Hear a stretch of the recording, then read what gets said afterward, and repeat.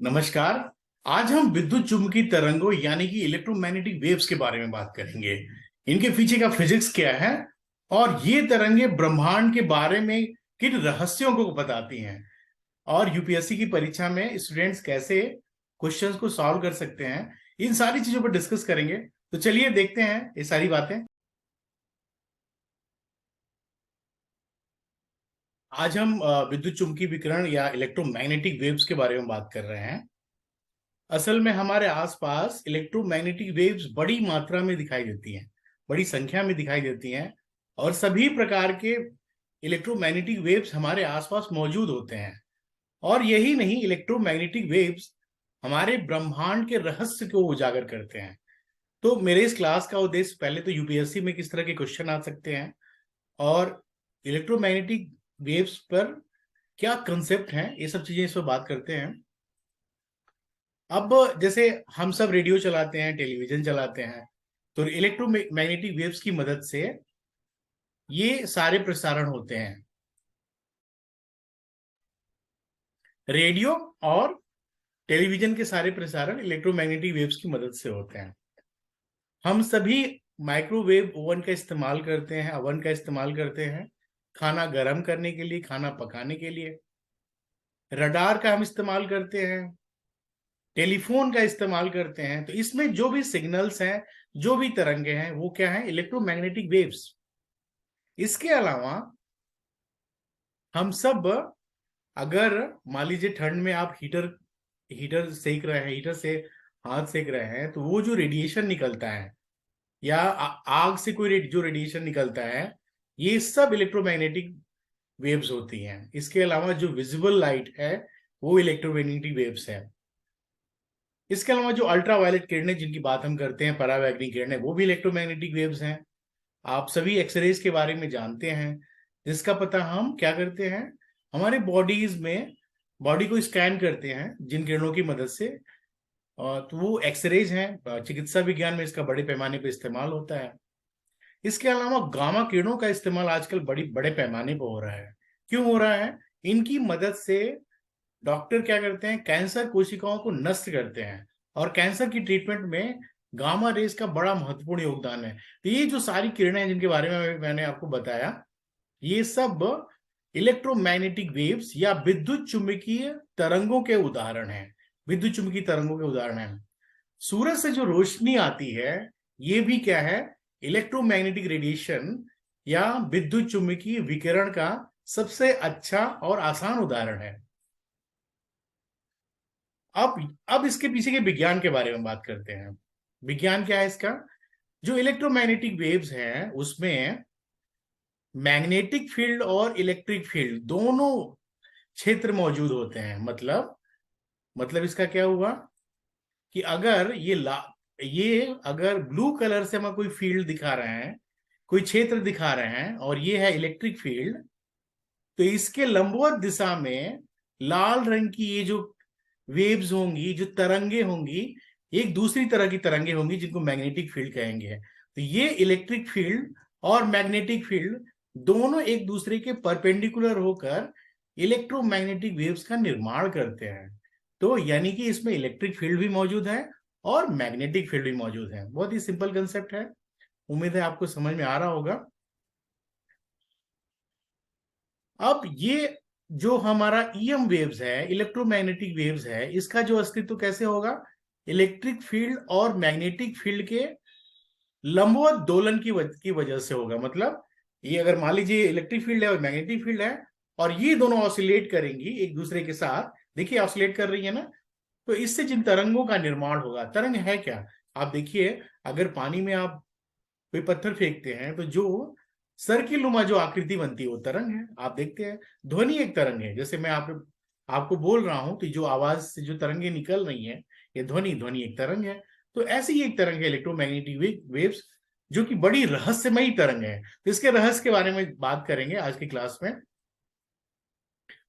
और इसमें विद्युत क्षेत्र और चुंबकीय क्षेत्र परस्पर लंबवत दोलन करते हैं और विद्युत चुंबकीय तरंगे जो होती हैं, संचरण की दिशा, इनकी जो संचरण की दिशा होती है वो इन दोनों के लंबवत होती है। इसका मतलब क्या हुआ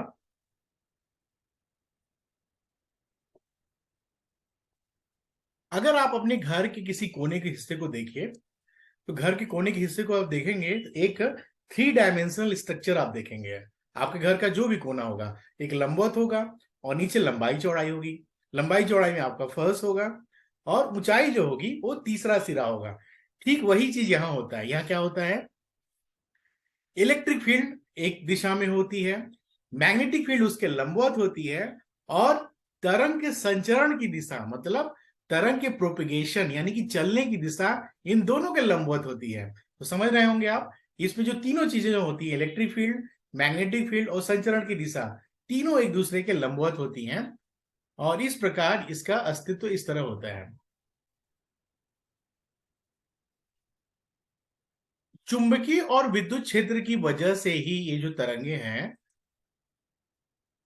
वो, मान लीजिए इसको हम विकिरण कर रहे हैं। विकिरण का मतलब क्या हो गया, जैसे मान लीजिए सूरज से जो रोशनी आती है वो विकिरण है।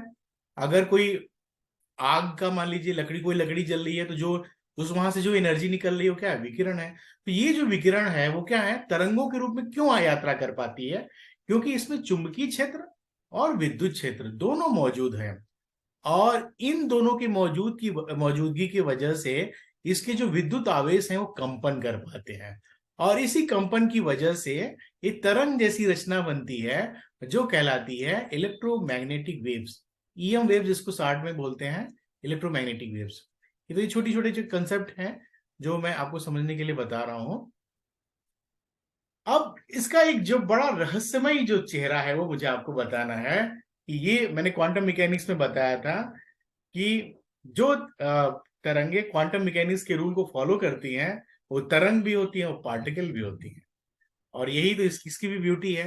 जो इलेक्ट्रिक मैग्नेटिक वेव्स होती हैं वो पार्टिकल भी होती हैं और तरंग भी होती हैं। कैसे होती हैं, मान लीजिए ये कोई सोर्स है, कोई स्रोत है जिससे इलेक्ट्रोमैग्नेटिक रेडिएशन निकल रहा है, और रास्ते में बैरियर लगाएंगे, तो इसका स्ट्रक्चर जो होगा कुछ इस तरह का। अगर आप लेंस से देखेंगे तो इसका स्ट्रक्चर ऐसे होगा। जब से मान लीजिए पार्टिकल के रास्ते में कोई चीज आ जाए तो उतना हिस्सा गायब हो जाता है, तो ये बैरियर आए तो ये पार्टिकल नेचर के रूप में दिखाएगा। और फिर उसी तरह उसी को दूसरे तरीके से या दूसरे तरफ से आप देखेंगे तो आप देखेंगे कि यहाँ पर तरंगे क्या हो गई, मुड़ गई। यहाँ पे तरंगे मुड़ गई, या अगर बैरियर रखते हैं तो आप देखिए जब यहाँ पर हिस्सा कट जाता है तो ये क्या बता रहा है, इसके पार्टिकल नेचर को बता रहा है। सेम चीज उसी तरंग को, उसी इलेक्ट्रोमैग्नेटिक वेव्स को आप एक सिरे से देखेंगे तो ऐसे दिखेगी, और दूसरे हिस्से से देखेंगे तो ऐसे दिखेगी। तो ये हिस्सा बताता है कि ये इलेक्ट्रोमैग्नेटिक वेव्स क्या है, पार्टिकल हैं। इनका नेचर क्या है, पार्टिकल नेचर है। और ये क्या है, ये जो चित्र क्या बताता है कि ये तरंग है। ठीक है, आइए कुछ और इंटरेस्टिंग चीजों पे बात करते हैं जो इनका इस्तेमाल है। मैंने लेक्चर के शुरू में ही बता दिया कि रेडियो वेव्स का इस्तेमाल और टेलीविजन और रेडियो के प्रसारण में करते हैं। जो माइक्रोवेव्स होती हैं उनका इस्तेमाल हम खाना पकाने में करते हैं। जो इंफ्रारेड होता है वो सूरज से निकलने वाला प्रकाश होता है, या अगर हम आग जलाते हैं तो उससे निकलने वाला प्रकाश होता है। इसके अलावा विजिबल लाइट जो हमें देखने में मदद करता है, और ये तो बाकी चीजें मैं भी बताया हूँ आपको। अब हम कुछ खास गुणों के बारे में बात करेंगे। इलेक्ट्रोमैग्नेटिक वेव्स के कुछ खास गुण क्या है, खास गुण। पहला जो है,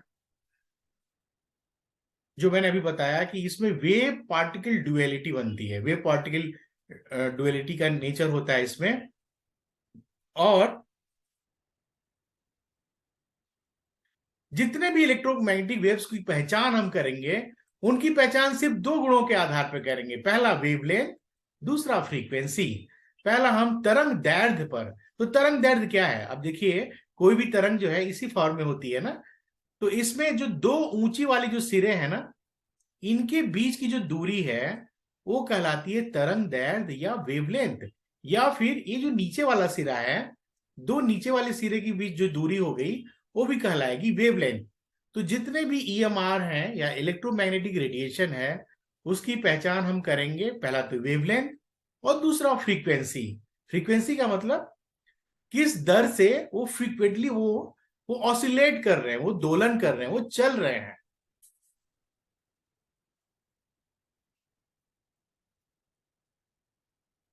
अब यहां पर कुछ छोटे छोटे क्वेश्चन बनते हैं आपकी परीक्षा में जो आपको नोट करना चाहिए।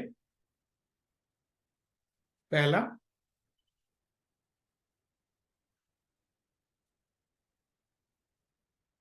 जब किसी तरंग का वेवलेंथ स्मॉल होता है, छोटा होता है, और उसकी फ्रीक्वेंसी हायर होती है, ज्यादा होती है, तो ऐसे इलेक्ट्रोमैग्नेटिक वेव्स क्या होते हैं? स्ट्रॉन्गर होते हैं, मजबूत होते हैं।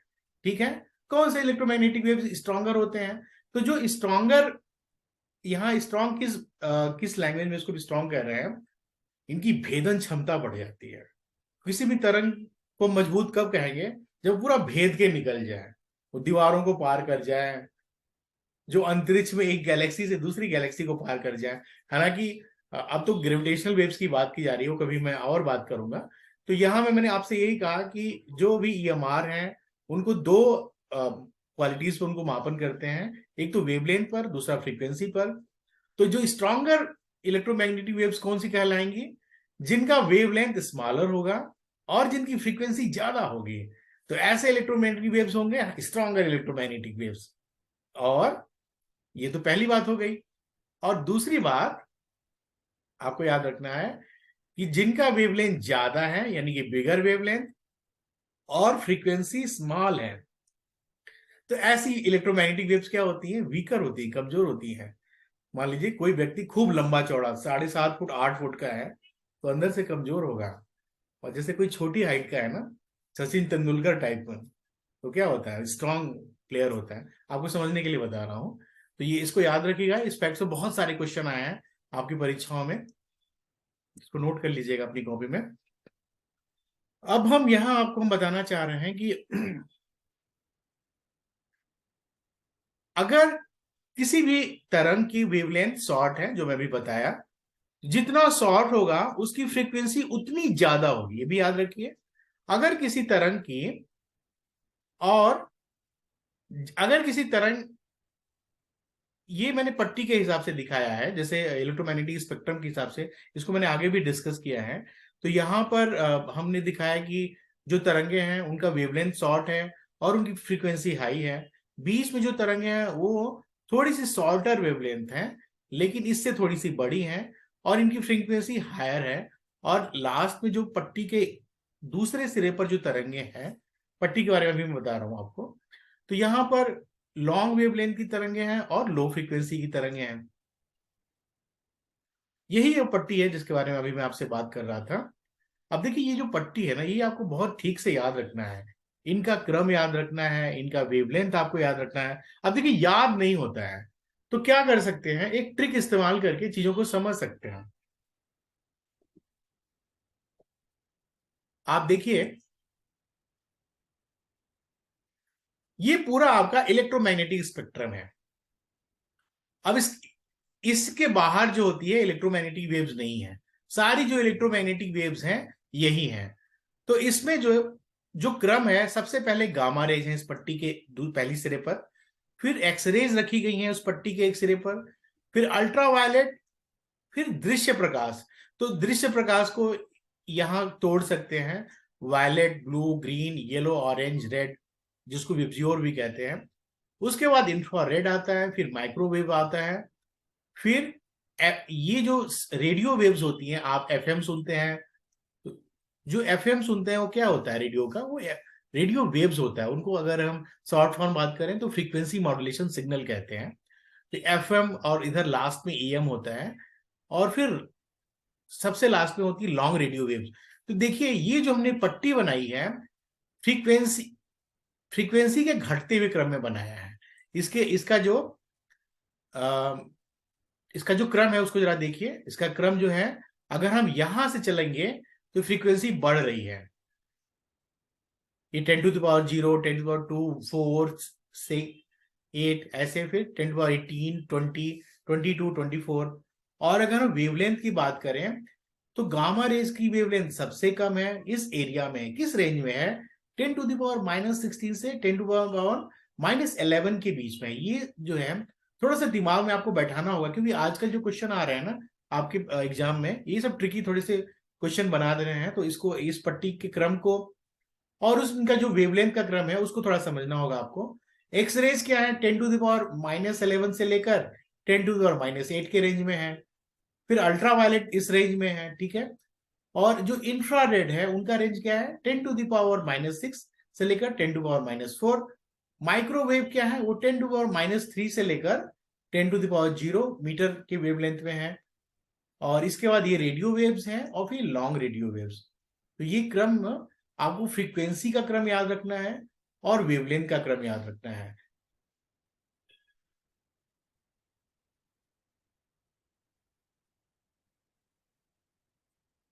अब इस चित्र के जरिए मैंने आपको बताना चाहा है कि जहां पर वेवलेंथ कम होता है, अब देखिए यहां पर वेवलेंथ पहली वाली जो जो तरंग है उसकी वेवलेंथ कम है। तो जब उसकी वेवलेंथ कम है, यही ना वेवलेंथ है, ये देख रहे हैं वेवलेंथ कम है और इसकी वेवलेंथ ज्यादा है।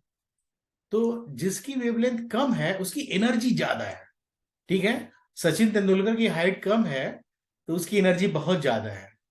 और अगर किसी की हाइट बहुत ज्यादा है, मतलब वेवलेंथ बहुत ज्यादा है, सिर्फ आपके समझने के लिए उदाहरण दे रहा हूं, तो ऐसी तरंग की जो एनर्जी होती है कम होती है। तो ये भी फैक्ट है आपके लिए। किस तरंग की एनर्जी ज्यादा होती है, जिसका वेवलेंथ कम होता है। जो जितना छोटा होता है ना, उतना मारू प्लेयर होता है, उतना स्मार्ट प्लेयर होता है।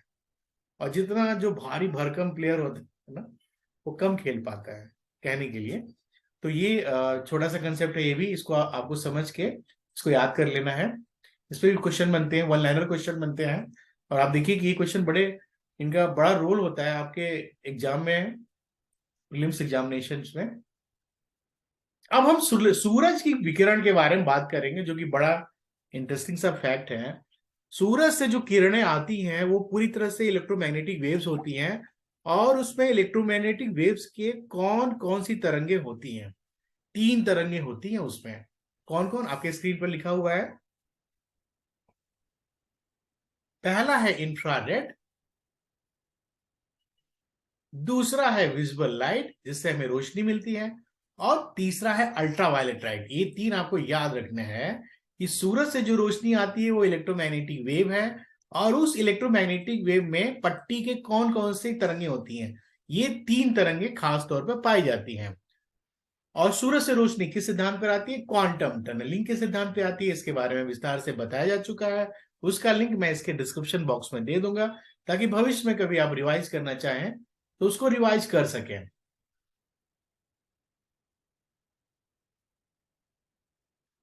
अभी हमने पट्टी के बारे में बात किया, इलेक्ट्रोमैग्नेटिक स्पेक्ट्रम के बारे में।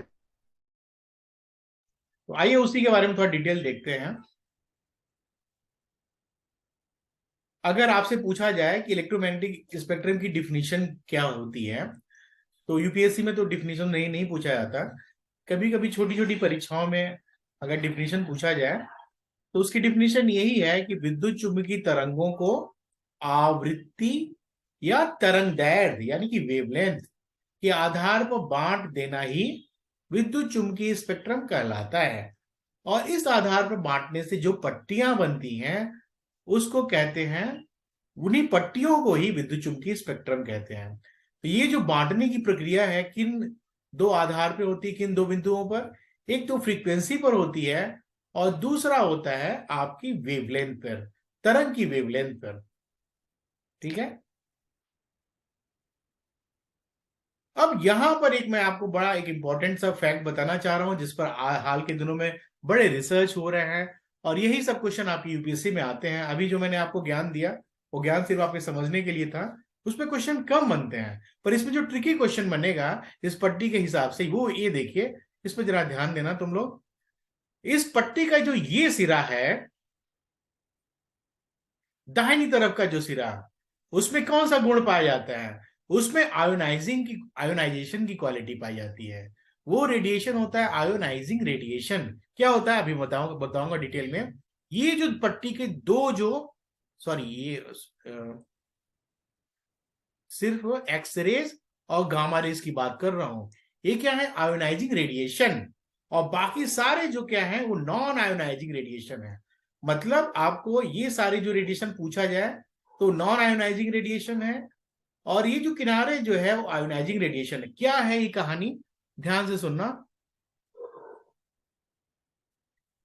नॉन आयोनाइजिंग रेडिएशन क्या होता है? मान लीजिए जो भी तरंग है तो उसमें एनर्जी है।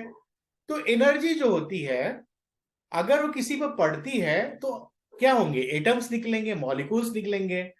अगर एटम्स और मॉलिक्यूल्स निकलते हैं तो उसी को कहते हैं आयोनाइजेशन। ठीक है। और अगर एटम्स और मॉलिक्यूल्स नहीं निकलते हैं तो ऐसे रेडिएशन को नॉन आयोनाइजिंग रेडिएशन कहेंगे।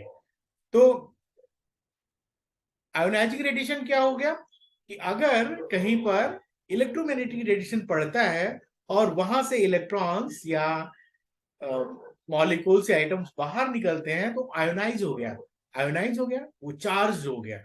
आयन बनने का मतलब चार्ज हो गया, प्लस माइनस, यही तो आयन होते हैं ना। तो इसी को आयोनाइजिंग कहते हैं। और अगर पड़ा और कोई फर्क नहीं पड़ा तो उसको नॉन आयोनाइजिंग कहेंगे। तो आयोनाइजिंग क्या हो गया? सिर्फ दो, एक्सरेज और गामा रेज। और नॉन आयोनाइजिंग बाकी सारे नॉन आयोनाइजिंग है। आयोनाइजिंग, आयन का मतलब होता है चार्ज पार्टिकल। अगर किसी पार्टिकल पर चार्ज है, धन या ऋण आवेश, तो उसी को आयन कहते हैं। अगर इलेक्ट्रोमैग्नेटिक वेव्स कहीं गिरती हैं किसी भी धातु पर या कहीं पर भी, और उस सिरे से अगर क्या होते हैं, एटम्स मॉलिक्यूल्स यहां से निकलने लगते हैं, तो क्या हो गए? वो आयोनाइज हो गया। तो कौन से ऐसे इलेक्ट्रोमैग्नेटिक वेव्स हैं जिनमें आयोनाइजेशन की क्वालिटी है? एक्सरेज और गामा रेज। अभी कुछ पिछले 1-2 साल में इस पर बहुत रिसर्च हो रहे हैं, और यूपीएससी में जो क्वेश्चन आ रहे हैं, जो रिसेंट रिसर्च होते हैं उसी पे आते हैं। तो मुझे लगा कि ये आपसे शेयर करना चाहिए मुझे। अब इसमें एक और रिसर्च है, बड़ा इंटरेस्टिंग सा रिसर्च है। इस पिक्चर को पूरे ध्यान से देखिए। आप देखिए कि जो आयोनाइजिंग रेडिएशन है वो क्या करता है, और जो नॉन आयोनाइजिंग रेडिएशन है वो मनुष्य के शरीर पर क्या प्रभाव लाता है। ये भी क्वेश्चन आपकी परीक्षा में यूपीएससी के लिए बनता है। अब ये देखिए, ध्यान से सुनिएगा। एक्सरे जो गामा रेज जो है, ये क्या है? एक्सरेज और गामा रेज आयोनाइजिंग रेडिएशन है। और ये क्या करते हैं? आपके बॉडी को डायरेक्ट डैमेज करते हैं और डीएनए को चेंज कर देते हैं। लेकिन जो नॉन आयोनाइजिंग रेडिएशन है, ये शरीर के लिए नुकसानदायक हो सकते हैं, जैसे अल्ट्रावायलेट रेज है। अल्ट्रावायलेट रेज आपके शरीर के लिए नुकसानदायक है, लेकिन आपके डीएनए को नहीं बदलती है, ये याद रखना है आपको। जो नॉन आयोनाइजिंग रेडिएशन है वो आपके बॉडी के डीएनए को नहीं बदलते हैं, और आयोनाइजिंग रेडिएशन बॉडी के डीएनए को बदल देते हैं। तो ये जो पट्टी का हिस्सा यहां देखो, जो एक्सरे है और आयोनाइजिंग रेडिएशन है। इसमें बहुत डिटेल में आपको नहीं बताऊंगा पूरी, वो तो फिर मेडिकल साइंस की पीएचडी हो जाएगी। इसमें बस आपको जो जो रिसर्च के जो हिस्से हैं वो मुझे आपको बताने थे। तो ठीक है, मैं समझ रहा हूँ, मैं उम्मीद करता हूँ आप समझ रहे होंगे। जो आयोनाइजिंग रेडिएशन है वो आपके डीएनए को डैमेज कर देता है, यानी कि एक्सरे और गामा रेज जब वो आपकी बॉडी के अंदर जाती हैं तो आपकी बॉडी के डीएनए को बदल सकती हैं। लेकिन जो नॉन आयोनाइजिंग है, जैसे अल्ट्रावायलेट नॉन आयोनाइजिंग है, तो अल्ट्रावायलेट आपके बॉडी को नुकसान पहुंचा सकती है, कैंसर जैसी समस्या पैदा कर सकती है, लेकिन आपके डीएनए को डैमेज नहीं करेगा। तो ये जो डीएनए वाली रिसर्च है उसको ध्यान दीजिएगा। अब अल्ट्रावायलेट रेज एक तरह का इलेक्ट्रोमैग्नेटिक वेव्स है, और इसकी मदद से एक बड़ा इंपॉर्टेंट काम बैंक करते हैं। क्या करते हैं बैंक? इसकी मदद से जाली नोटों का पता लगाते हैं। कैसे पता लगाया जाता है? जो असली बैंक नोट होते हैं वो प्रतिदीप्ति नहीं बनाते हैं। प्रतिदीप्ति क्या होती है? जैसे मान लीजिए कुछ ऐसे पदार्थ होते हैं कि जब उस पर परावैंगनी प्रकाश पड़ेगी या उसके फोटोन पड़ते हैं तो उसको अवशोषित कर लेते हैं, और अवशोषण के बाद वो उत्तेजित अवस्था में चले जाते हैं, और फिर जाके वो चमकते हैं बाद में। तो ये प्रतिदीप्ति का गुण कहलाता है। तो असली जो बैंक नोट होते हैं पराबैंगनी प्रकाश के तहत प्रतिदीप्ति नहीं बनाते हैं, और जो नकली नोट होते हैं वो अगर उन पर पराबैंगनी प्रकाश डालेंगे तो वो प्रतिदीप्ति उत्पन्न करते हैं। ठीक है। तो ये जाली नोटों को पता लगाने के लिए ऐसे ही पता लगाते हैं। ये फ्लोरेसेंट मशीन है, वहां पे अगर जाली नोट रख दें और यहां से बाहर निकालेंगे तो चमक पैदा करेगा। तो अल्ट्रावायलेट जो किरणें हैं उसकी मदद से हम जाली नोटों का पता लगाते हैं। अब यहां पर एक और बड़ा इंपॉर्टेंट सा कंसेप्ट मैं आपसे शेयर करना चाहता हूं। जो भी तरंग है उसकी लंबाई क्या है? ये तो आपकी पूरी पट्टी हो गई। Gamma rays, X rays, ultraviolet, visible light, infrared, microwave, radio waves. Gamma rays की जो लंबाई होती है वो होती है 10⁻⁻12 मीटर। और ये लंबाई होती है किसी भी एटम के न्यूक्लियाई की, किसी भी परमाणु के नाभिक की। तो आप गामा रेज की लंबाई की तुलना किसी भी परमाणु के नाभिक से कर सकते हैं। जो एक्स रेज है उनकी मोटाई कितनी होती है? 10⁻, उनकी वेवलेंथ, मैं यहाँ वेवलेंथ की बात कर रहा हूं। एक्स रेज की जो वेवलेंथ है वो कितनी है? 10⁻⁻10 मीटर। तो इतनी लंबाई की क्या चीजें होती हैं? जो एटम्स होते हैं, जो परमाणु होते हैं, वो क्या होते हैं? 10⁻⁻10 की रेंज में होते हैं। जो अल्ट्रावायलेट जो किरणें हैं उनकी साइज होती है 10⁻⁻8 मीटर। तो इनकी साइज किसके बराबर होगी? जो छोटे छोटे मॉलिक्यूल्स हैं। अब बताइए, मॉलिक्यूल्स एटम से बड़े होंगे ना, और यहाँ एटम्स न्यूक्लियाई से बड़े होंगे, साइज बढ़ती जा रही है, तो ये मॉलिक्यूल्स के बराबर होते हैं। जो विजिबल लाइट है उनकी वेवलेंथ होती है 5 × 10⁻⁻6 मीटर। जो प्रोटोजोआ प्राणी है ना, प्रोटोजोआ, प्रोटोजोआ की मोटाई और लंबाई इतनी होती है। इसके अलावा जो इंफ्रारेड है, इंफ्रारेड की जो वेवलेंथ है वो 10⁻⁻5 मीटर है। और ये होती है किसी भी पिन के नुकीले सिरे जितनी होती है। जो माइक्रोवेव्स होते हैं ये बहुत बड़े होते हैं, माइक्रोवेव्स बहुत बड़े होते हैं। 10⁻⁻1 मीटर। जो इंसान की लंबाई होती है वो कितनी होती है? 10⁻⁻1 मीटर। और रेडियो वेव बहुत बड़े होते हैं। अगर 10⁻3 मीटर की बात करें, 10⁻3 मीटर जो बिल्डिंग्स की अगर ऊंचाई है, तो ये रेडियो वेव्स इतनी ऊंचाई के होते हैं। तो ये जो मैंने उदाहरण दिया है, उदाहरण तुम्हें याद रखना है, ताकि अगर उदाहरण को देखकर अगर कोई क्वेश्चन पूछा जाए तो आप उसको सॉल्व कर सके।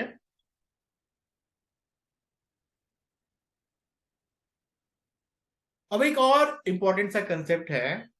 आपने अल्फा, बीटा और गामा किरणों के बारे में सुना होगा, थोड़ा सा मैं भी बता देता हूं, पहले भी थोड़ा बहुत बताया हुआ है। अल्फा और बीटा किरणें विद्युत चुंबकीय स्पेक्ट्रम का हिस्सा नहीं होती हैं। सिर्फ गामा किरणें विद्युत चुंबकीय स्पेक्ट्रम का हिस्सा होती हैं।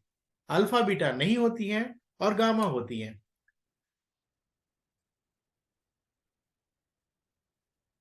तो अल्फा कण के बारे में थोड़ा थोड़ा, जैसे अगर बात किया है तो इसके बारे में थोड़ा सा देखते हैं। अल्फा कण क्या है? दो आवेश वाले हीलियम आयन होते हैं, He+, और इनकी मात्रा हाइड्रोजन परमाणु की मात्रा से 4 गुनी ज्यादा होती है। और इनकी वेलोसिटी जो होती है इतनी ज्यादा होती है कि रेडियो एक्टिव जो एलिमेंट्स होते हैं उनके नाभिक से ये बाहर निकल सकते हैं। और इनका वेग प्रकाश की वेग के, प्रकाश की जो वेलोसिटी है उसका 10वां हिस्सा होता है। इनका मास ज्यादा होता है, इनका द्रव्यमान ज्यादा होता है। तो आपको पता है कि मास और mv² जो होती है वो गतिज ऊर्जा कहलाती है। अगर मास ज्यादा है या वेलोसिटी ज्यादा है तो उसकी गतिज ऊर्जा भी ज्यादा होगी। और अगर किसी गैस से होकर इनको प्रवाहित किया जाए तो इसको आयनित कर देते हैं। ये थोड़ा एडिशनल फैक्ट है आपकी जानकारी के लिए। ये देखिए, अल्फा पार्टिकल मैंने दिखाया है। अल्फा पार्टिकल का मतलब दो प्रोटॉन और दो न्यूट्रॉन, दो प्रोटॉन का प्लस चार्ज और दो न्यूट्रॉन का न्यूट्रल चार्ज। इनका जो मास है वो मिलकर अल्फा पार्टिकल को बनाता है।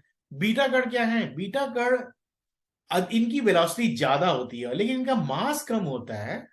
तो जब इनका मास कम होगा और वेलोसिटी ज्यादा होगी, और वेलोसिटी बहुत ज्यादा होती है, तो इनकी पेनिट्रेशन पावर ज्यादा हो जाएगी, भेदन क्षमता ज्यादा हो जाएगी। और इनकी भेदन क्षमता अल्फा कण से 100 टाइम्स ज्यादा होती है। अगर एल्यूमिनियम का 0.01 मीटर मोटा एल्यूमिनियम का चादर हो ना, तो वो उसको रोक सकता है। और इससे पतला होगा तो उसको पार कर जाएगी बीटा किरणें। और गामा किरणें क्या होती हैं? जो एक तरह की इलेक्ट्रोमैग्नेटिक वेव्स हैं। गामा किरणें के बारे में नोट करिए। ये विद्युत रूप से उदासीन होती है, इन पे कोई चार्ज नहीं होता है। और जब इसको विद्युत क्षेत्र से गुजारते हैं तो ये वहां से विचलित नहीं होती है। विचलित क्यों नहीं होंगी? जब इसमें चार्ज नहीं होगा ना, उदासीन होगा तो। और अगर चार्ज होगा तो, अगर पॉजिटिव चार्ज होगा तो ऋण, निगेटिव हिस्से की तरफ आकर्षित होगा। अगर निगेटिव अगर इसमें चार्ज होगा तो पॉजिटिव हिस्से की तरफ आकर्षित होगा। तो चूंकि ये विद्युत रूप से उदासीन होती है तो ये विचलित नहीं होती है, और इनका जो तरंग दैर्ध्य है काफी कम होता है, और इनका वेग प्रकाश के वेग के बराबर होता है। ये नॉन मटेरियल प्रकृति की होती हैं और काफी अधिक वेग से गतिशील होने के कारण इनका जो पेनिट्रेशन पावर है, भेदन क्षमता है, अल्फा और बीटा दोनों से ज्यादा होता है।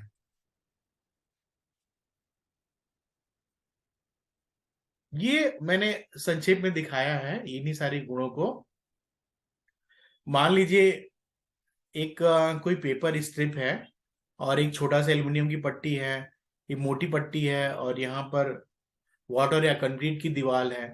तो अल्फा रेज इसको पार पार नहीं कर सकती है, लेकिन बीटा रेज पेपर के स्ट्रिप को पार कर जाती है। गामा रेज और एक्स रेज ये दोनों क्या है, ये पेपर को भी पार कर जाएंगे, थिन एल्युमिनियम को भी पार कर जाएंगे, और जो मोटी जो चादर है, लेड की जो चादर है, उसको भी पार कर जाती हैं, क्योंकि इनका पेनिट्रेशन पावर ज्यादा होता है। पेनिट्रेशन पावर क्यों ज्यादा होता है? क्योंकि इसकी वेवलेंथ ज्यादा होती है, कम होती है। इसको ऐसे याद रखिए ना, जो छोटा खिलाड़ी होगा वो ज्यादा अच्छा अच्छा चौके छक्के मारेगा। और जो न्यूट्रॉन रेज हैं, ये भी एडिशनल फैक्ट है, वो सबको पार कर जाएगा। अब यहाँ पे न्यूट्रॉन रेज की तरफ नहीं जाऊंगा, बस आपकी जानकारी के लिए ये मैंने चित्र दिखाया।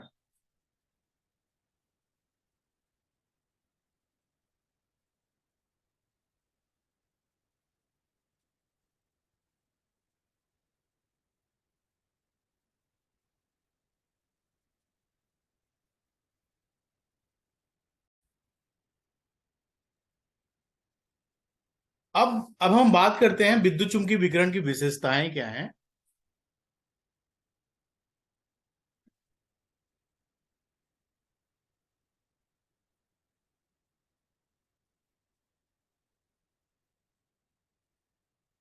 देखिए, सबसे महत्वपूर्ण जो विशेषता है वो माध्यम से संबंधित है। जो विद्युत चुम्बकीय तरंगे हैं उनको चलने के लिए, उनके प्रोपेगेशन के लिए, उनके संचरण के लिए किसी भी माध्यम की आवश्यकता नहीं होती है। वो बिना किसी माध्यम के चल फिर सकती हैं। और हम जो ध्वनि जो देखते हैं ना, ध्वनि एक तरंग है, लेकिन ध्वनि को चलने के लिए माध्यम की जरूरत है। माध्यम नहीं होगा तो ध्वनि चलेगा ही नहीं। निर्वात में ध्वनि एग्जिस्ट ही नहीं करेगा, वो उसकी वो सुनाई ही नहीं देगा। ये जो माध्यम बड़ा महत्वपूर्ण है, विद्युत चुम्बकीय के लिए माध्यम की जरूरत ही नहीं पड़ती है। तो आप देखिए कितना पावरफुल क्वालिटी है इसका। अगर माध्यम नहीं होगा, तो आपको पता है कि अंतरिक्ष में माध्यम नहीं है, तो वहां संचार के लिए और बातचीत के लिए जो वैज्ञानिक हैं इन्हीं तरंगों का इस्तेमाल करते हैं, विद्युत चुम्बकीय तरंगों का इस्तेमाल करते हैं। क्यों वैज्ञानिक अंतरिक्ष में संचार के लिए या अंतरिक्ष में बातचीत के लिए विद्युत चुम्बकीय तरंगों का इस्तेमाल करते हैं? क्योंकि इनके संचरण के लिए, इनको चलने के लिए किसी माध्यम की जरूरत नहीं होती है, जबकि ध्वनि के लिए माध्यम की जरूरत होती है। और एक और इसका महत्वपूर्ण सा गुण है वो कि यह एक अनुप्रस्थ तरंग है, ट्रांसवर्स वेव है। और ध्वनि क्या है? ध्वनि एक अनुदैर्ध्य तरंग है। तो ये दोनों चीजें क्या हैं, आपने लोअर क्लासेस में पढ़ा भी होगा। थोड़ा सा मैं यहां भी बता दूं, अभी बताऊंगा भी आपको।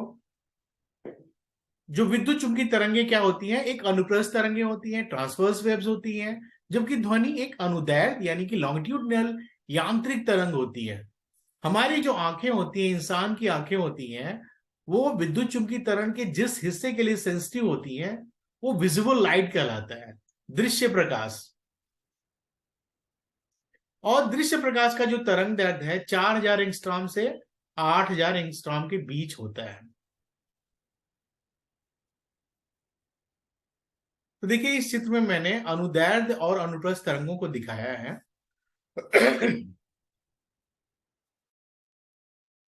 अब जैसे मान लीजिए आप कोई स्प्रिंग लेते हैं ना, तो स्प्रिंग में आप देखिए अगर स्प्रिंग को खींचते हैं तो कुछ हिस्सा ज्यादा खींचा हुआ दिखता है, कुछ हिस्सा कम खींचा हुआ दिखता है। मतलब कुछ कहीं पर आप देखते हैं ना, ये घना वाला हिस्सा है, तो जो घना वाला हिस्सा है उसको क्या कहते हैं? इसको कंप्रेस्ड बोलते हैं, संपीड़न, संपीड़ित। और ये क्या है? ये विरलित इलाके हैं, ये थोड़ा सा रेयर फ्रैक्शन वाले इलाके हैं। मतलब ये कम घना है और ये ज्यादा घना है। तो ये लॉन्गिट्यूडनल वेव्स की यही क्वालिटी होती है। उनमें संपीड़न यानी कि कंप्रेशन और विरलन यानी कि रियरफ्रैक्शन का गुण पाया जाता है। ये लॉन्गिट्यूडिनल वेव्स का यही गुण है। और जो ट्रांसवर्स वेव होती हैं उनमें ये गुण नहीं पाया जाता, वो इस आकृति की होती हैं। ये ट्रांसवर्स वेव की आकृति है, लॉन्गिट्यूडिनल वेव्स यानी कि अनुदैर्ध्य वेव की आकृति है। जो विद्युत चुंबकीय तरंग है वो इस ग्राफ को फॉलो करती है, और जो ध्वनि है वो इस ग्राफ को फॉलो करती है। तो क्वेश्चन यही बन जाता है कि निम्नलिखित में से कौन सा जो ग्राफ है वो विद्युत चुंबकीय तरंगे फॉलो करती है। ये इसको बना देंगे, दूसरा पहला इसको बना देंगे, दूसरा इसको बना देंगे, और विकल्प देंगे, एक सही है, दो सही है, दोनों सही है, दोनों गलत है। तो ये है आपका विद्युत चुंबकीय तरंग का इसका ग्राफ। और ये जो है लॉन्गिट्यूडनल वेव्स यानी कि जो अनुदैर्ध्य तरंगे हैं, जो ध्वनि तरंग है उसका। तो एक छोटा सा फैक्ट हो गया आपके लिए। ये छोटे छोटे फैक्ट्स हैं, आपकी परीक्षा में आते हैं और आप उनको गलत करके चले आते हैं, तो बिना प्रैक्टिस की चीजें नहीं होंगी। अब ट्रांसवर्स वेव और लॉन्गिट्यूडनल वेव्स की अगर डिफिनीशन की अगर हम बात करें, तो जिस माध्यम में तरंग का जो संचरण होता है, तरंग जिस दिशा में जा रही है उसमें अगर उसके कण तरंग की गति की दिशा में ही कंपन करते हैं तो उसे अनुदैर्ध्य तरंग कहते हैं, लॉन्गिट्यूडनल वेव्स कहते हैं। और जब माध्यम के कणों का कंपन तरंग की गति की दिशा के लंबवत होता है तो उसे अनुप्रस्थ तरंग कहते हैं। तो एक तो लॉन्गिट्यूडनल वेव्स हो गया, ये दूसरा ट्रांसवर्स हो गया। जो लॉन्गिट्यूडनल वेव्स में जो माध्यम के कण होते हैं उसी डायरेक्शन में कंपन करते हैं जिस डायरेक्शन में आपकी तरंग कंपन कर रही है, ठीक है। और जब माध्यम के कणों का कंपन तरंग की गति की दिशा के लंबवत होता है तो उसे अनुप्रस्थ तरंगे कहते हैं।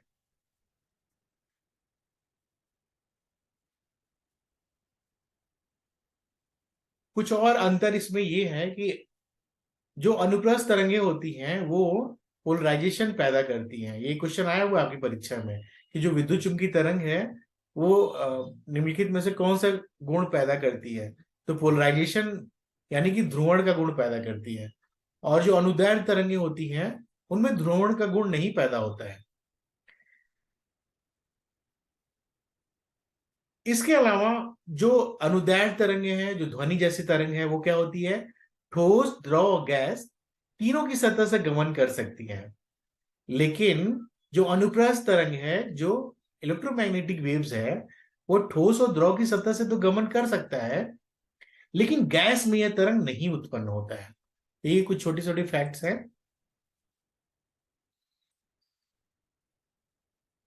यही क्वेश्चन आया हुआ था। विद्युत चुंबकीय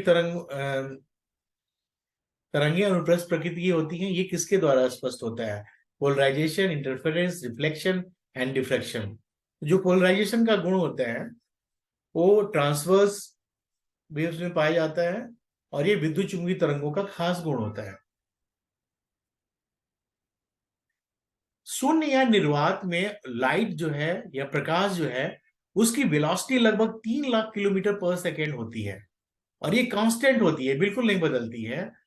और ये सबसे अधिक वेलोसिटी है। कोई भी वस्तु, अभी तक वैज्ञानिकों ने जितनी वस्तुओं का पता लगाया है वो इससे ज्यादा वेलोसिटी से नहीं गति कर सकती है, कोई भी वस्तु।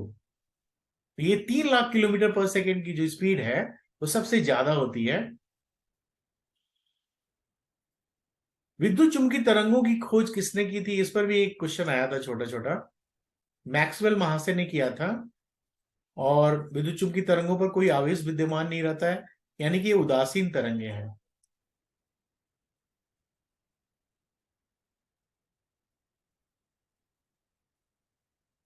आइए इंफ्रारेड की बात करें। इंफ्रारेड की बात इसलिए कर रहा हूं ना कि इस पे भी क्वेश्चन आया हुआ है। अब इंफ्रारेड क्या है, अगर आप पट्टी देखेंगे, इलेक्ट्रोमैग्नेटिक स्पेक्ट्रम देखेंगे, तो उसमें ये जो इंफ्रारेड वाला सेक्शन है वो रेड लाइट से नीचे होता है। तो नीचे का मतलब होता है इंफीरियर, अधो। इसीलिए इसको अवरक्त या इंफ्रा, इंफ्रा का मतलब इंफीरियर बोलते हैं, इंफ्रारेड बोलते हैं। रेड से छोटा, रेड से इंफीरियर, छोटा नहीं, इंफीरियर। इंफीरियर का मतलब यहाँ नीचे है, तो इसीलिए इसको इंफ्रारेड बोलते हैं। और इसकी वेलोसिटी विजिबल लाइट से ज्यादा होती है, और माइक्रोवेव जो इलेक्ट्रोमैग्नेटिक वेव है उससे कम होती है। इसका नाम अधूरक इसलिए होती है क्योंकि ये मैंने अभी आपको बताया कि मानव द्वारा जो रंग देखी जा सकती है, लाल रंग, उससे नीचे होती है। और इसका वेवलेंथ 750 नैनोमीटर और 1 मिलीमीटर के बीच होता है। और सामान्य शारीरिक तापमान पर हमारा जो शरीर होता है वो 10 माइक्रोन की इंफ्रारेड को रिफ्रैक्ट कर सकता है, बाहर निकाल सकता है। हमारा जो इंसान का जो शरीर होता है वो 10 माइक्रोन की इंफ्रारेड को बाहर निकाल सकता है। तो इंफ्रारेड है क्या? ये जो हीट होती है ना, गर्मी, वो सब इंफ्रारेड ही तो है ना। जितनी भी गर्मी है वो इंफ्रारेड होता है। और हर्शल वैज्ञानिक ने इसको खोज की थी। तो हम जो भी गर्मी महसूस करते हैं सनलाइट से या फायर से, या अगर हम चल रहे हैं तो जो गर्मी पैदा हो रही है, ये सब इंफ्रारेड रेडिएशन कहलाती है। ये सब इंफ्रारेड के दायरे में आती है। तो इस जो गर्म तापमान है, ज्यादा गर्म चीजें हैं, ये इंफ्रारेड विकिरण के स्रोत होते हैं। अब ये सवाल ये उठता है कि क्या इंफ्रारेड हमारे शरीर के लिए लाभदायक है या हानिकारक? तो इसका जवाब ये है कि जब इंफ्रारेड हमारे बॉडी पर पड़ता है तो हमारा ब्लड सर्कुलेशन बढ़ जाता है। और ब्लड सर्कुलेशन हमारे स्वास्थ्य को बेहतर करता है, यानी कि इंफ्रारेड हमारे स्वास्थ्य के लिए अच्छा होता है। और इसीलिए डॉक्टर्स कहते हैं जब आपको घाव लगे या मसल पेन हो तो आप गर्म पट्टियां लगाने की बात करते हैं। क्यों करते हैं? कि वो जो इंफ्रारेड जाएगा, गर्मी से जो इंफ्रारेड आपकी बॉडी में जाएगा, वो हील करेगा, आपके घाव को हील करेगा। अगर खेलते समय आपके मसल्स पे चोट लग गई है तो मसल को क्या करेगा? उसको रिपेयर करेगा, उसको बढ़िया करेगा। यानी कि इंफ्रारेड हमारी हेल्थ के लिए अच्छा होता है।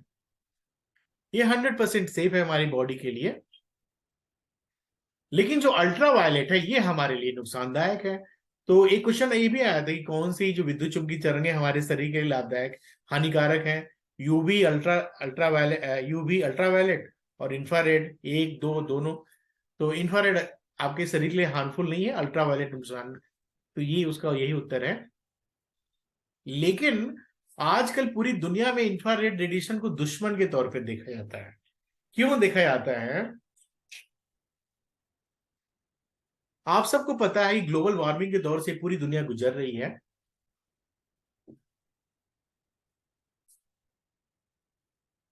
और ग्लोबल वार्मिंग की वजह से पूरी दुनिया क्या है, जो भी गैसें हैं, कार्बन डाइऑक्साइड और दुनिया भर की जो प्रदूषित गैसें हैं, जिनको मैंने पर्यावरण में आपको पढ़ाया है काफी कुछ, वो एक ग्रीन हाउस के रूप में एक छतरी बना लिया है उन लोगों ने। तो जब सूरज की किरणें हमारे शरीर धरती पर आती हैं और इंफ्रारेड रेडिएशन जब नीचे से रिफ्लेक्ट होता है जमीन से, तो बाहर नहीं जा पाता, क्योंकि वो जो छतरी है उस इंफ्रारेड को बाहर नहीं निकलने देती। तो वो इंफ्रारेड हमारे हमारा जो ग्रीन हाउस बना हुआ है उसके अंदर गर्मी पैदा करता है और पूरी धरती को एक गर्म कर रहा है। और जितना डेंस ग्रीन हाउस गैस होगा, ग्रीन हाउस गैसों का कंसंट्रेशन जितना ज्यादा होगा, उतना ज्यादा इंफ्रारेड वो एब्जॉर्ब करके और फिर रिफ्लेक्ट करेंगे धरती पर, और ज्यादा से ज्यादा गर्मी पैदा करेंगे। देखिए ये चित्र में मैंने दिखाया है। ये ग्रीन हाउस गैसें हैं, धरती के ऊपर इन्होंने एक छतरी बना लिया है और ये इंफ्रारेड को बाहर नहीं निकलने देती हैं। और जिससे क्या है, ये पूरी धरती हमारी गर्म महसूस करती है। एटमॉस्फेरिक विंडोज क्या है? एक छोटा सा कंसेप्ट है। जितने भी ये इलेक्ट्रोमैग्नेटिक वेव्स हैं इनके छोटे छोटे विंडोज होते हैं। मतलब कैसे कैसे विंडोज, वो किन एरिया को पार कर सकते हैं। तो विजुअल लाइट, विजुअल जो विंडो है वो ये एरिया है जहां से विजुअल लाइट पार कर सकती है। ये जो एरिया है वो यहाँ से इंफ्रारेड विंडोज पार कर सकती हैं। उसके बाद हमने यहाँ माइक्रोवेव जो वेव्स हैं उनका विंडो दिखाया, रेडियो वेव्स का विंडो दिखाया। मतलब ऐसा नहीं कि हर इलाके को सारी वेव्स पार कर जाएंगी, एक विंडो होगा, एक खास तरह का वेवलेंथ होगा। और उस खास वेवलेंथ का जो विंडो होगा उसी को खास ईएम वेव्स पार कर सकती है। तो इसी विंडो को, इसको विंडो कहते हैं। ये विंडो हो गई, ये एक विंडो हो गई, ये तीसरी विंडो हो गई, ये चौथी विंडो हो गई। तो इन्हीं विंडोज को हम एटमॉस्फेरिक विंडोज कहते हैं। ये सारी अलग अलग होती हैं हर इलेक्ट्रोमैग्नेटिक वेव्स के लिए।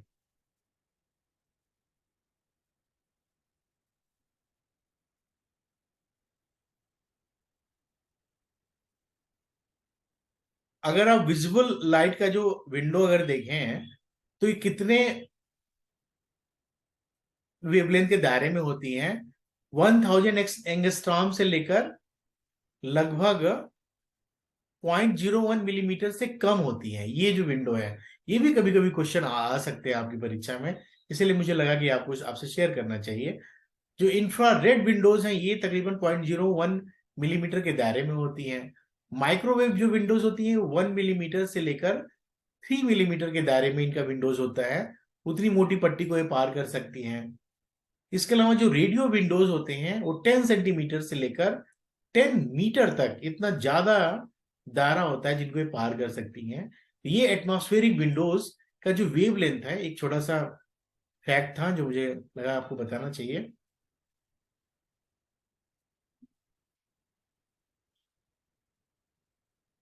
इलेक्ट्रोमैग्नेटिक वेव्स जो हैं, अभी जो मैंने अभी तक बताया कि वो इनविजिबल फॉर्म्स ऑफ एनर्जी हैं जो पूरे यूनिवर्स में फ्लो करती हैं, चलती हैं। और इलेक्ट्रोमैग्नेटिक वेव्स स्पेक्ट्रम या इन वेव्स के जरिए ही हमारा ब्रह्मांड ऊर्जा और सूचना को एक स्थान से दूसरे स्थान पर भेजता है। कितनी महत्वपूर्ण भूमिका है आप देखिए इलेक्ट्रोमैग्नेटिक स्पेक्ट्रम की, इलेक्ट्रोमैग्नेटिक वेव्स की। ये आपके ब्रह्मांड के रहस्य को उजागर करती हैं।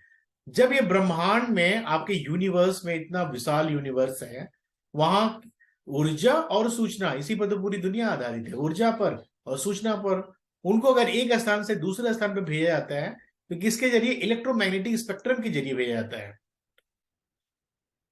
असल में यहां पर अगर हम देखें रेडियो वेव्स की बात करें या माइक्रोवेव्स की, तो इनकी वेवलेंथ बहुत ज्यादा होती है और इसीलिए वैज्ञानिक इनको घने आणविक बादल में देख सकते हैं। घने का आणविक बादल का मतलब ये क्लाउड्स की बात नहीं हो रही, ये बात हो रही है कि अगर एक स्टार्स हैं और ये स्टार्स इंटरैक्ट कर रहे हैं, तो एक स्टार से दूसरे स्टार के बीच अगर स्टडी करनी होगी तो ये रेडियो वेव्स और माइक्रोवेव्स मदद करेंगे।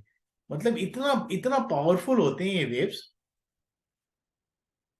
इसके अलावा जो अल्ट्रा वायलेट जो रेज होती हैं वो क्या करती हैं? सितारों की चमक के बारे में बताती हैं। और ये क्या करती हैं? जो सबसे ज्यादा पावरफुल चमकने वाले सितारे होती हैं जिनको पल्सर कहते हैं। पल्सर क्या है? ऐसे सितारे जो बहुत ज्यादा पावरफुल होते हैं चमक, ब्राइटनेस के मामले में, और इनको न्यूट्रॉन स्टार्स भी कहते हैं। उन्हीं को ये पल्सर कहते हैं। तो जो अल्ट्रा वायलेट रेज होती हैं वो ये करती हैं। एक्सरेज क्या करती हैं? जो रोग के निदान होता है उसमें इस्तेमाल की जाती हैं।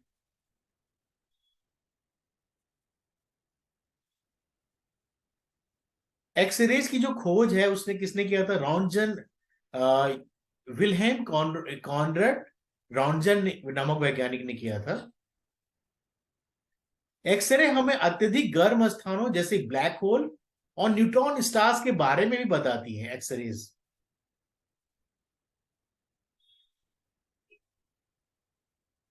जो गामा किरणें होती हैं वो न्यूट्रॉन स्टारों अगर टकराते हैं तो उसके बारे में जानकारी देती हैं।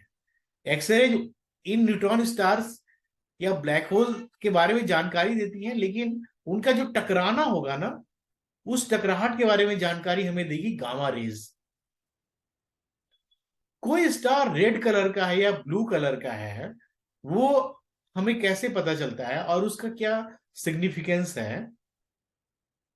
असल में जितने तारे होते हैं वो इलेक्ट्रोमैग्नेटिक एनर्जी के रूप में ऊर्जा उत्सर्जित करते हैं और इसी एनर्जी को हम देख सकते हैं, महसूस कर सकते हैं।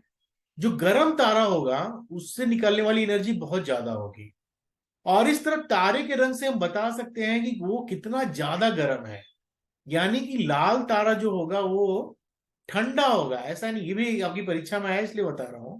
जो रेड स्टार होते हैं वो कंपेरेटिवली ठंडे होते हैं, जबकि ब्लू स्टार ज्यादा गर्म होते हैं।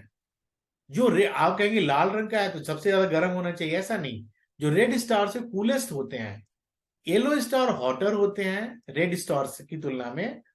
जो व्हाइट स्टार है वो रेड और येलो से हॉटर है, और जो ब्लू स्टार है वो हॉटेस्ट है, सबसे ज्यादा हॉट है। रेड, येलो, व्हाइट और ब्लू, इसका क्रम आप देख लीजिएगा।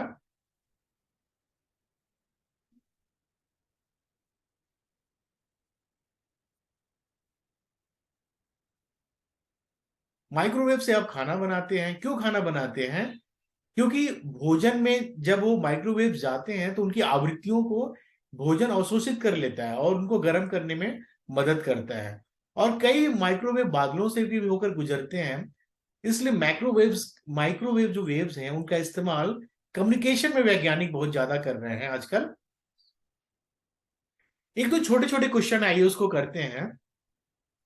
क्वेश्चन आपकी स्क्रीन पे लिखा हुआ है, पढ़िए ध्यान से।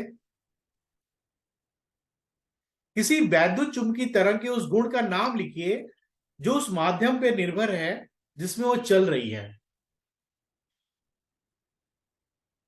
Name the property of an electromagnetic wave which is dependent on the medium in which it is travelling. तो कौन सी वो प्रॉपर्टी है उसको बताना है आपको। इसका उत्तर है सिर्फ वेग ही ऐसा गुण है इलेक्ट्रोमैग्नेटिक वेव का जो उस माध्यम पे निर्भर करता है। समझ में आ रहा है? वेग यानी कि वेलोसिटी। और इसकी जो दूसरी प्रॉपर्टीज हैं जैसे फ्रीक्वेंसी, टाइम पीरियड और वेवलेंथ, ये सब सोर्स पर डिपेंडेंट होती हैं। जिस स्रोत से वो वेव निकल रही है, कौन सा स्रोत है, इस पर डिपेंड करता है।